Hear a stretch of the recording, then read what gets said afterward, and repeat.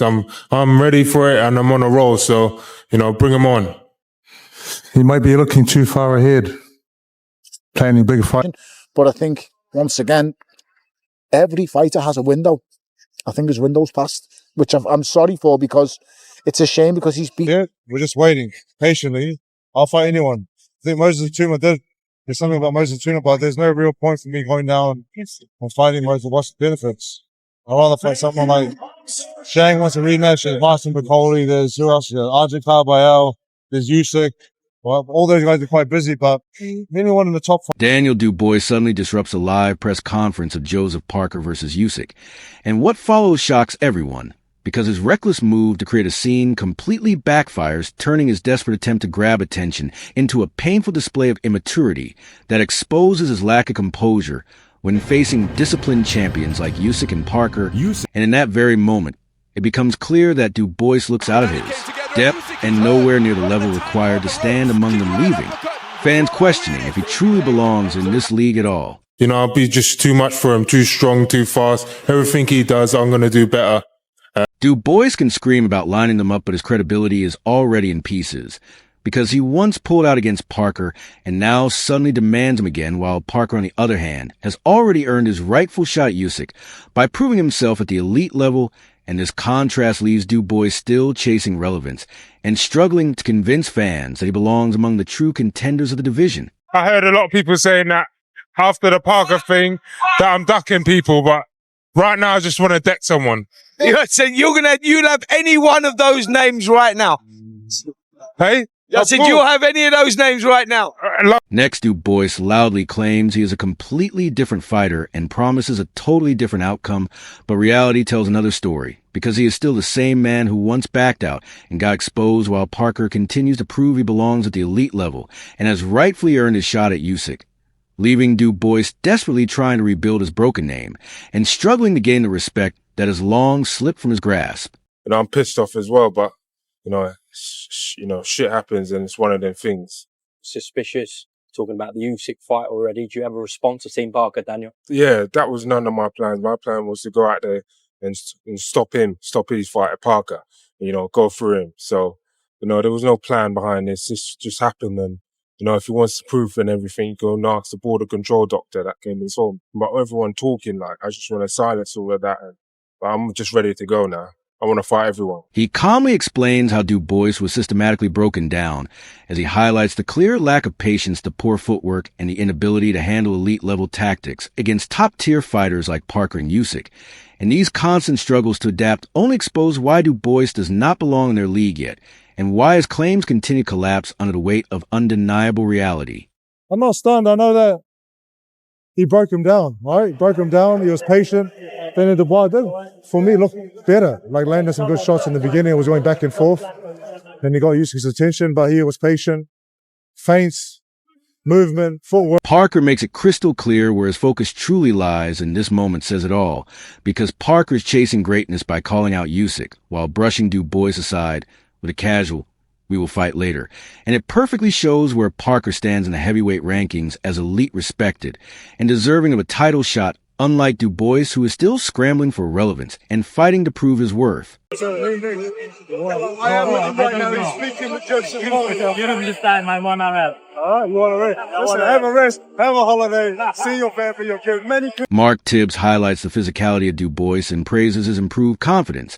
But the real question remains whether confidence alone can ever defeat proven elites, because being a big natural heavyweight does not automatically translate into success at this stage.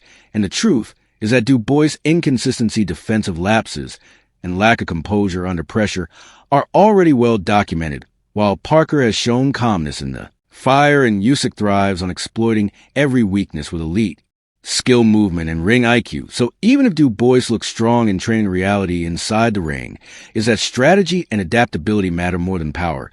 And unless he makes a significant tactical upgrade, the idea of him winning such a fight remains premature at best. I feel he knows, and he's grown in confidence since that. I mean, he's in a great place, Dubois, and he can win that fight. He's a big natural heavyweight.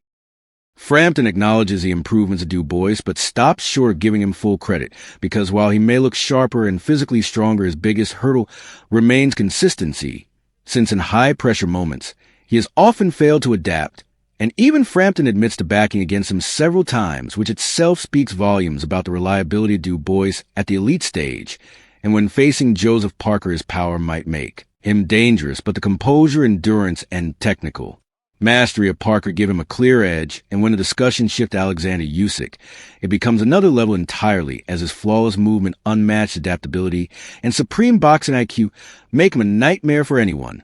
So even if Dubois has improved, bridging that enormous gap will take far more than raw aggression or confidence. Dubois is certainly a much more dangerous fighter than he was. So he does have a chance to win the fight, but in saying that, I've backed against Usyk a couple of times, and specifically the Fury fights. Joseph Parker responds with complete faith in his preparation and game plan, and this is where the difference between Dubois and Parker becomes clear, because it is composure versus chaos. Since Parker draws his confidence from preparation rather than empty words, and with elite trainers like Andy Lee and George Lockhart, he builds tailored strategies to neutralize opponents like Dubois or even Usyk, as his disciplined adaptability and technical polish give him an undeniable edge at the very top level. And Parker never relies only on size or power, but instead uses movement, timing, and precise shot selection to systematically break down rivals. And against Dubois, his previous dominance already proves he knows where the weaknesses lie, while against Usyk, he respects the challenge, but thrives on elite-level preparation. And in the end, while Dubois only tries to sound dangerous, Parker is truly dangerous because he earns it inside the gym and delivers it under the lights. What makes you think that you've got the toolkit to dethrone him? I believe wholeheartedly in my ability and what I can do in the ring. I have full confidence that give me a good camp or give me some time to put in the work with Andy Lee and George Lockhart. Want to come up with a good game plan, probably different to everyone else's one. And Andy Lee highlights exactly why Joseph Parker deserves this shot, because his preparation and pace are designed to counter someone like Usyk, who thrives on exploiting breaks and rhythm, and Parker has worked on eliminating those gaps completely with conditioning footwork and a consistent output sharpened to match the relentless tempo of Usyk. And this is the exact area where Parker separates himself from Dubois, because while Dubois hesitates, Parker pushes forward, and while Dubois crumbles under tactical pressure, Parker shows adaptability that gives him a real fighting chance against an elite champion. And Andy Lee makes it clear that this is not blind confidence, but calculated preparation at the highest level, because facing Usyk demands precision, discipline, and composure.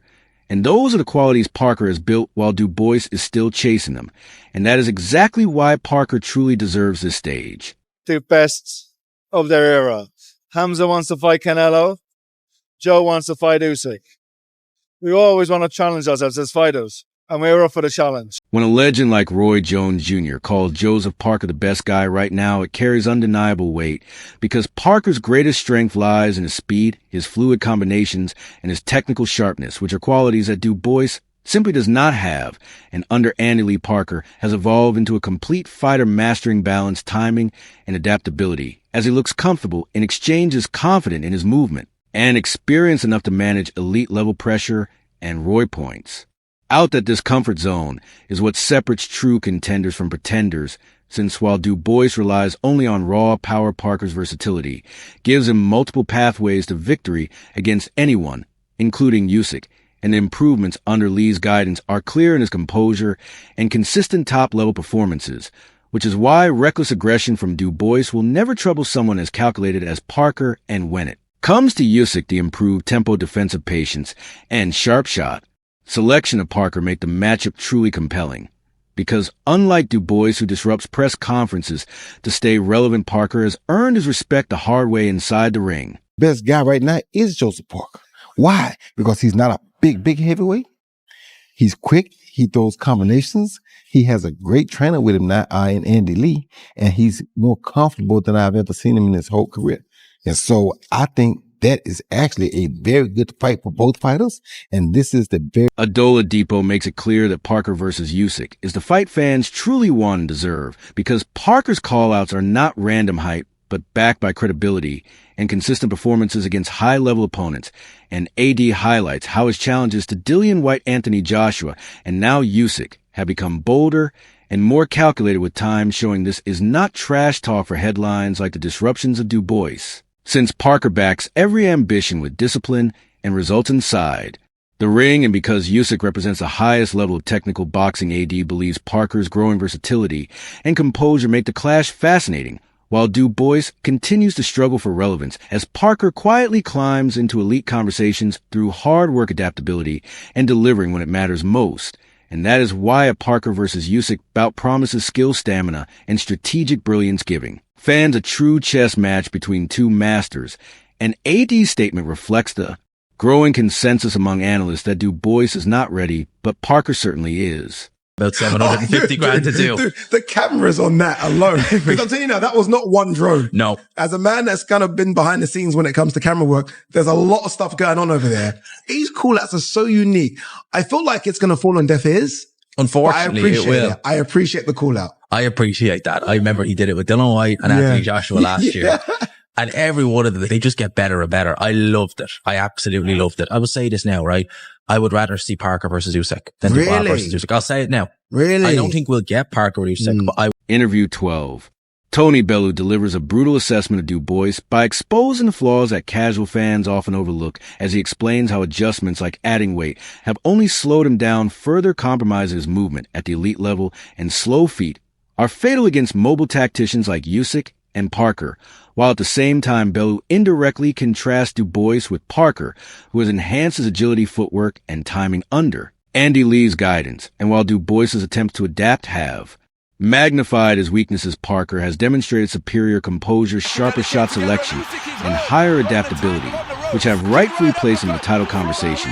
And against Usyk, the refined game of Parker creates a genuine challenge, whereas Dubois remains multiple levels below the standard required.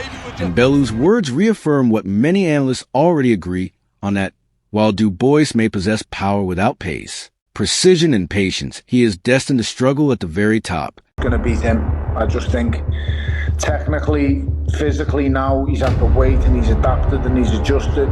I mean, he's even adjusted and adapted his weight for this fight individually. I mean, he put on how much weight and slowed the actual feet down because Daniel Dubois' feet were slow. The heavyweight division is entering a defining moment as Joseph Parker prepares to face Oleksandr Usyk in a showdown that promises skill, strategy, and endurance at the highest level, because Parker has earned this shot through consistency, composure, and elite preparation, while Usyk stands undefeated and unshaken as the ultimate tactician.